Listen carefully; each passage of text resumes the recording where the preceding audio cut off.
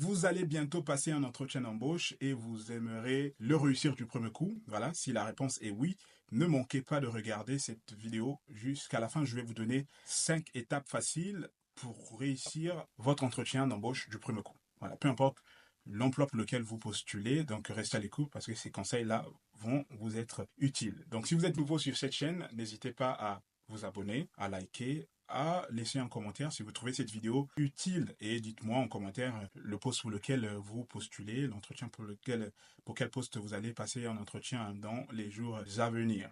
Alors, passons maintenant aux 5 étapes faciles pour vous permettre de battre la concurrence lors de votre entretien d'embauche. Parce que justement, vous ne serez pas le seul à vouloir occuper ce poste-là.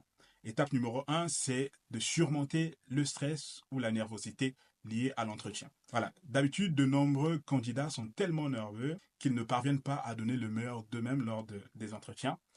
Et c'est ce qui fait qu'ils n'obtiennent pas, évidemment, le poste pour lequel ils passent l'entretien. Donc n'oubliez jamais ceci, c'est qu'un entretien n'est qu'une rencontre entre vous et un potentiel employeur. Donc prenez l'entretien d'embauche comme étant l'occasion pour vous de déterminer si vous correspondez au poste et si vous souhaitez réellement travailler pour cette entreprise-là. Donc une fois que vous aurez changé d'état d'esprit et que vous aurez considéré justement l'entretien d'embauche comme étant une rencontre entre vous et le recruteur, votre nervosité va diminuer de manière considérable. Étape numéro 2 pour préparer un entretien d'embauche, ça va être de rechercher, de faire des recherches sur l'entreprise. Vous voyez? Donc un recruteur souhaite toujours, dans les entretiens d'embauche, un recruteur va souhaiter choisir une personne qui a fait des recherches sur l'entreprise. Parce que cela démontre son enthousiasme et son engagement. Donc voici comment vous pouvez effectuer des recherches efficaces sur une entreprise. Donc premièrement, vous pouvez aller visiter la page, le site web de l'entreprise, aller sur la page à propos de nous, de l'entreprise, pour en savoir un peu plus sur les missions et les valeurs de cette entreprise-là. Aussi, ce que vous pouvez faire, c'est ensuite examiner les produits de l'entreprise, les services que l'entreprise propose pour comprendre ce qu'elle offre à ses clients. Une autre chose que vous pouvez faire, c'est également de lire les commentaires des clients, voilà, sur les réseaux sociaux, sur Internet, pour voir ce que les gens disent de positif au sujet de l'entreprise. Vous pouvez aussi, en faisant des recherches sur l'entreprise, suivre, voilà, l'entreprise en question sur les réseaux sociaux pour se tenir au courant des dernières nouvelles concernant l'entreprise. Voilà, donc par exemple, un exemple de réponse, si on vous pose la question, pourquoi voulez-vous travailler pour nous, pour l'entreprise? Voilà. Vous pouvez dire, OK, je veux travailler pour votre entreprise parce que je suis passionné par votre secteur d'activité. Voilà, nous passons beaucoup de temps au travail et je veux que ce temps soit consacré à une entreprise avant-gardiste comme la vôtre. J'ai fait des recherches sur votre organisation, sur votre entreprise et j'ai été impressionné par votre culture d'entreprise, par vos valeurs qui correspondent aux miennes et j'admire par exemple les normes élevées de vos produits et le service que vous proposez à votre clientèle. Vous pourrez également continuer en disant OK, j'ai hâte de travailler sur des tâches passionnées qui améliorent la vie des clients. Et enfin, votre culture d'intégration et vos possibilités d'évolution de carrière me donnent envie de faire partie de votre équipe. Et voilà, donc ça c'est l'étape 2. Étape 3, pour préparer un entretien, ça va être de vous entraîner à vous présenter. Voilà, parce que au début d'un entretien d'embauche, le recruteur vous posera probablement cette question, est-ce que vous pouvez vous présenter ou parlez-moi de vous? Donc en vous entraînant à répondre à cette question-là, vous allez vous assurer de donner une première bonne impression, une première impression positive. Donc n'hésitez pas à utiliser voilà, une structure bien donnée en parlant de vos compétences, votre éducation, de votre formation, de vos réalisations, de vos accomplissements, tout ça. Voilà, donc parlez de vos compétences qui correspondent à la description du poste, parlez de votre formation, de votre éducation ou de vos expériences professionnelles pertinentes. Parlez de vos accomplissements, voilà, des réalisations qui vont mettre en valeur les grandes réussites que vous avez eu à accomplir dans le passé, qui vont être liées au poste pour lequel vous interviewez actuellement.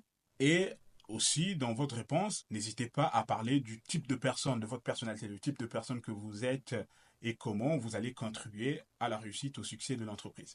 Par exemple, si on vous pose la question, est-ce que vous pouvez vous présenter? Parlez-moi de vous. Vous pouvez dire merci pour cette opportunité. Voilà, je suis quelqu'un, je possède des compétences qui correspondent à la description du poste. Voilà, vous pouvez rappeler le poste un peu. Voilà, je suis quelqu'un de travailleur, de diligent, de réactif, de motivé. Mes qualifications correspondent à ce secteur d'activité et mon expérience du travail en équipe, de la réalisation du projet ambitieux et de la fourniture d'un excellent service à la clientèle font de moi un candidat de choix pour ce poste-là. Donc j'ai des antécédents de réussite. Dans mon dernier poste, j'ai été félicité par mon éthique de travail, mon dévouement à la satisfaction du client et ma flexibilité dans le soutien de l'entreprise. Voilà, si vous m'embauchez, si je suis embauché, je serai un excellent modèle et je prendrai en charge mon développement personnel afin de vous garantir un bon retour sur mon salaire. Voilà, donc ça peut être une réponse que vous pouvez donner, que vous pouvez pratiquer afin de donner au recruteur le jour de votre entretien.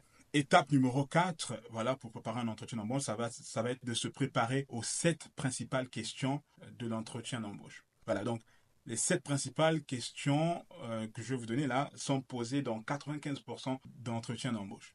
Avec la question « Présentez-vous ». Voilà, comme j'ai répondu au niveau de l'étape 3. Ou une autre question qu'on peut vous poser, quels sont vos principaux atouts? Donc, il faut vraiment préparer cette question-là.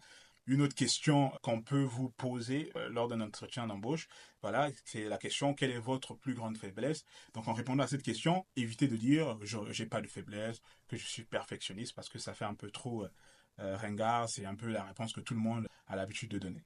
On peut également vous poser la question, où vous voyez-vous dans 5 ans? Il faut avoir un plan de carrière.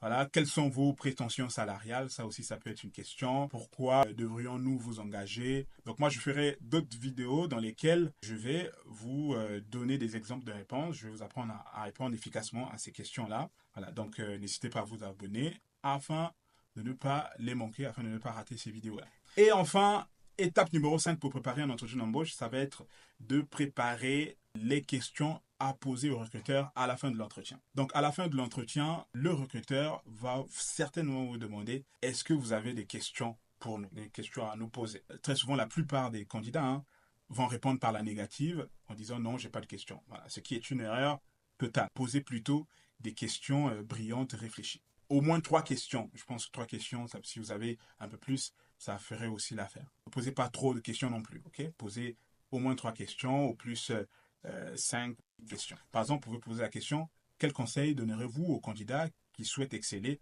dans son travail au sein de votre entreprise? Vous voyez? Donc, montrez que vous êtes quelqu'un d'ouvert au feedback, aux commentaires et que vous êtes ouvert à une potentielle évolution professionnelle. Une autre question que vous pourrez poser, ça va être quelles sont les possibilités de formation et d'évolution professionnelle dans le cadre de ce poste-là. Voilà. Et là, cette question-là démontre un engagement que vous avez en faveur du développement personnel, tout simplement. Une autre question que vous pouvez poser aussi au recruteur, ça va être pouvez-vous m'en dire un peu plus sur l'équipe dont je ferai partie et sur ses responsabilités? Voilà. Voilà, cette question-là, ça souligne justement votre compréhension du travail d'équipe et de la collaboration, parce que vous voulez savoir avec qui vous allez travailler et comment vous adapter. Voilà, donc n'hésitez pas à me dire aussi en commentaire quel type de questions vous avez l'habitude de poser quand on vous demande de poser des questions au recruteur lors d'un entretien d'embauche. Et voilà, donc c'était là 5 étapes faciles à suivre pour mieux préparer vos entretiens d'embauche. J'espère que la vidéo a été utile, voilà, que ça a été utile pour vous. Donc n'oubliez pas de vous abonner à ma chaîne et liker cette vidéo pour me soutenir. Voilà, je vous dis bonne chance pour vos entretiens et on s'attrape sur la prochaine vidéo.